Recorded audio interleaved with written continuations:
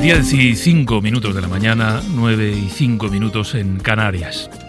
Si usted es de los menos madrugadores, de las menos madrugadoras, pues feliz año. Nosotros llevamos ya un ratico aquí en la radio celebrando este primer día del 2020.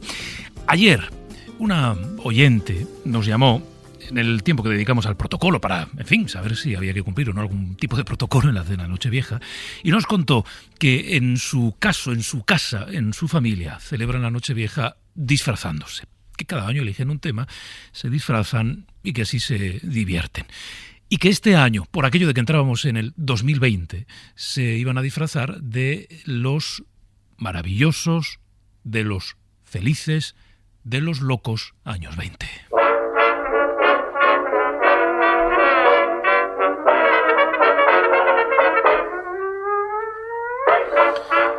De los años 20, claro, del siglo pasado, del siglo XX.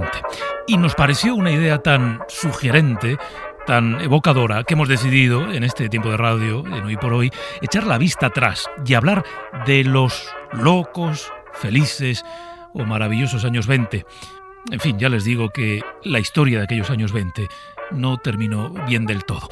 Pero es una época, en muchos aspectos, realmente sorprendente, histórica, ya les digo, sugerente, propia de un maravilloso guión de ficción, pero hecho con la realidad.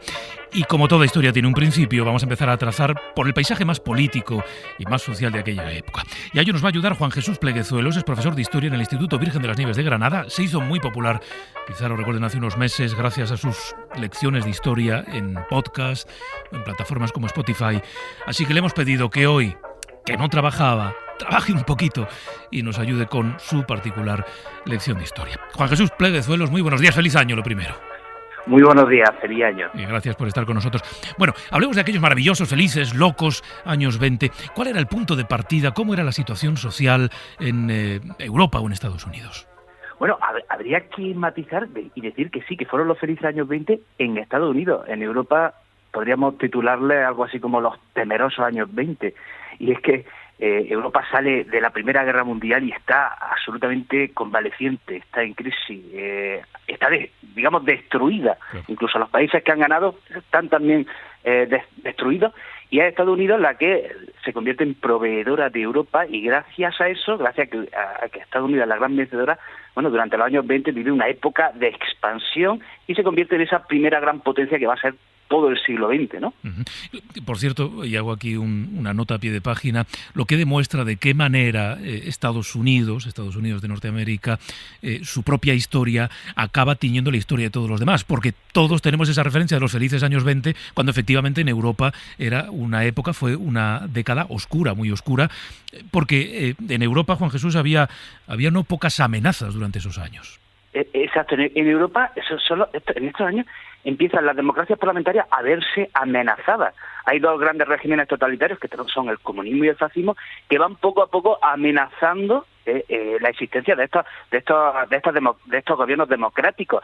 Sin duda alguna, quizás el más peligroso es el fascismo, ¿no? El fascismo lo inventa Mussolini en el año 1922, y ahí es cuando llega al poder, y bueno, le salen discípulos. En España, por ejemplo, le sale un discípulo que es Primo de Rivera, que tiene éxito en 1923, y en 1923 otro tal Adolf Hitler da un golpe de Estado en Alemania que le sale mal, que luego lo intentará unos años después, pero ahí fue ese fascismo de Mussolini el que se va expandiendo por toda Europa. Claro, entonces, en esa época, en aquellos años 20 del siglo pasado, empezaron a ocurrir cosas que luego explicarían todo lo que sucedió después.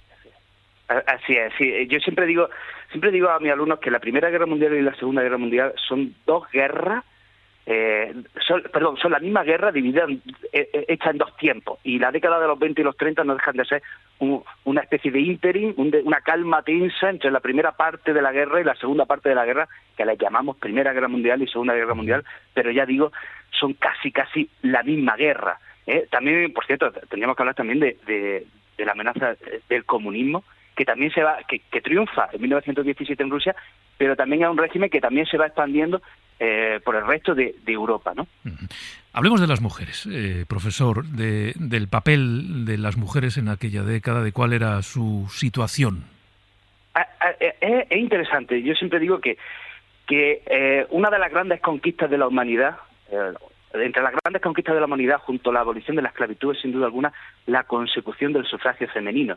Y es en esta década de 1920 cuando se va expandiendo por casi todas las democracias, o por buena parte de las democracias parlamentarias. Antes de la Primera Guerra Mundial solo había dos países en los cuales la mujer tuviese derecho al voto, eran Finlandia y Noruega, pero después de 1918 tenemos que en Reino Unido se aprueba el derecho al voto a la mujer, en Estados Unidos también se aprueba el derecho al voto a la mujer, y de alguna manera Reino Unido y Estados Unidos son esas democracias, son el faro en el cual el resto se miran, ¿no?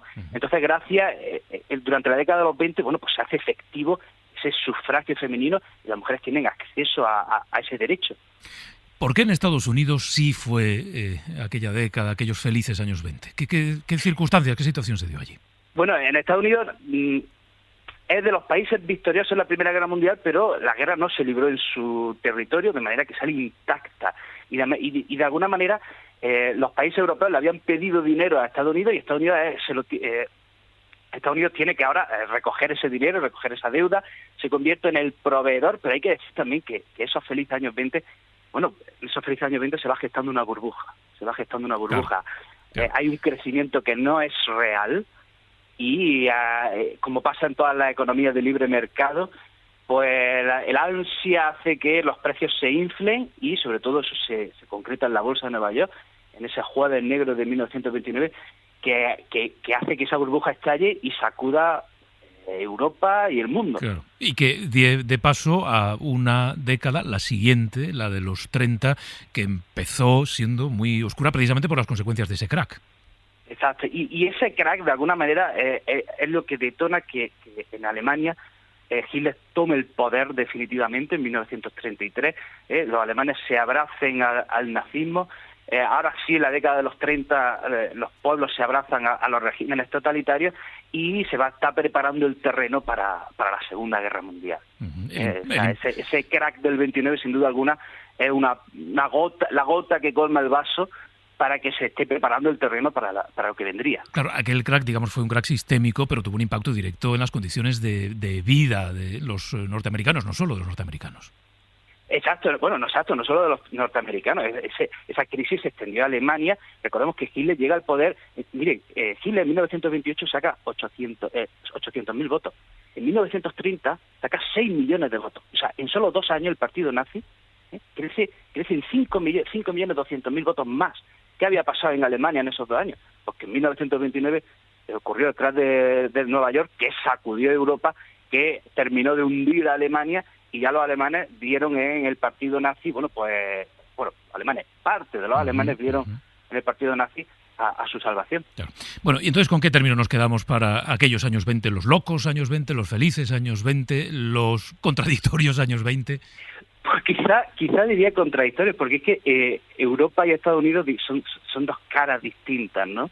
En Europa, ya digo, vemos la cara amarga, y en Estados Unidos estamos viendo la cara feliz, la cara luminosa.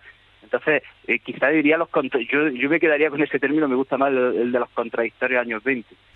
Pues Juan Jesús Pleguezuelo es profesor de Historia en el Instituto Virgen de las Nieves de Granada.